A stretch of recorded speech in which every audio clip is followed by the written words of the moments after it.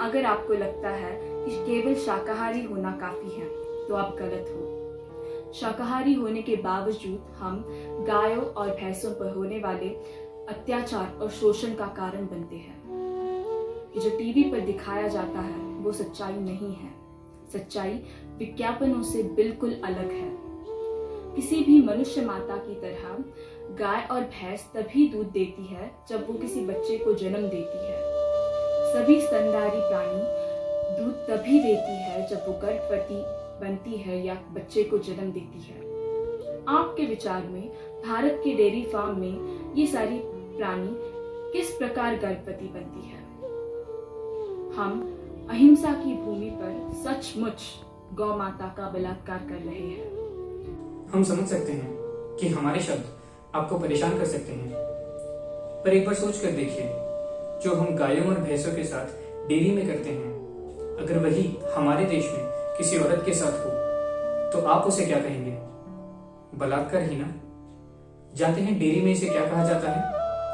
इसे artificial insemination यानी कृत्रिम गर्भाधान कहा जाता है। हिंदू संस्कृति में गाय को गौ माता कहा गया है। उसे कामधेनु माना जाता है, सर्वोच्च कहा गया है।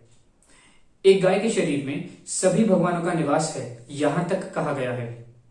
गौ हत्या या किसी गाय को बेवजह तकलीफ पहुंचाना या पीड़ा पहुंचाना एक घोर अपराध माना गया है। यहां तक कि गौ हत्या को किसी मनुष्य की हत्या करने जितना बड़ा अपराध कहा गया है। तो फिर आप बताइए, यह गौ हत्या नहीं तो और क्या है? हर एक पैकेट दूध या डेयरी उत्पाद जो आप खरीदते हैं, उसकी शुरुआत यहीं से होती है।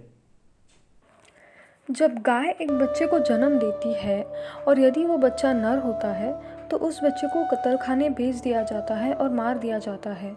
अब आप पूछेंगे क्यों? क्योंकि दुनिया के सारे नर जानवरों की तरह ही नर बच्चा भी दूध नहीं दे सकता। डेयरी उद्योग में उसका कोई उपयोग नहीं होता। उन सभी बच्चों को मार दिया जाता है और उन्हीं की चमड़े से बनती है हमारी जूते, बेल्ट, पर्स इत्यादि। अगर जन्म गाय का वो बछड़ा मादा होती है तो उसे भी अपने माँ का दूध पीने नहीं दिया जाता। इसीलिए उसे तुरंत अपनी माँ से दूर बांध दिया जाता है और जिस दूध पर उस बच्चे का अधिकार होता है वह उनसे लेकर पैकेट और बोतल में भरकर हमें बेचा जाता है। ऐसा एक गाय के साथ 5-6 सालों तक किया जाता है और हर साल उसे ज़बरदस्ती गर्भवती किया जाता है।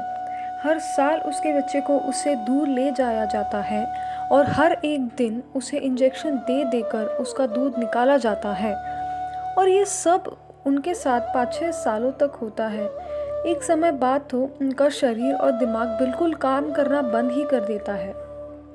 और जब वह गाय लाभकारी नहीं रहती, उसे गौ मांस के लिए कत्लखाने भेज दिया जाता है। हमारे देश में दूध उद्योग के लिए पाले जाने वाले गाय और भैंस को अंत में गौ मांस के लिए बेच दिया जाता है। इसके परिणाम स्वरूप आप जानते हैं कि भारत दुनिया में दूध का दूसरा सबसे बड़ा उत्पादक है और भारत दुनिया में बीफ का दूसरा सबसे बड़ा निर्यातक भी है। ये कोई संयोग नहीं है। जैसे कि हमने बताया था, हर एक गाय जो डेयरी उद्योग में जन्म लेती है उसे गौ मांस के लिए मार दिया जाता है। अगर ये सब जानकर भी आप दूध पीना नहीं छोड़ सकते, कृपया गौ मांस का सेवन शुरू करें। उस गाय के लिए इसमें कोई फर्क नहीं है। शायद आपको गौ मांस गलत लगता हो, पर सोचिए, उस गाय का जन्म और उस पे हुए अत्याचार का कारण हमारी डेयरी की मांग थी और अब उसकी मृत्यु का कारण बीफ की मांग है। क्या हम इंसानों का ऐसा बर्ताव सही है? क्या हम अपनी माता या माताओं के साथ भी ऐसा ही व्यवहार करेंगे? अगर हम गाय पर ऐसे जुल्म करेंगे तो उसे गौ माता बोलना बहुत गलत है। कृपया इस पर विचार कीजिए। कृपया सोचिए कि प्राणियों के साथ क्या हो रहा है और कृपया वीगन बनने पर विचार कीजिए।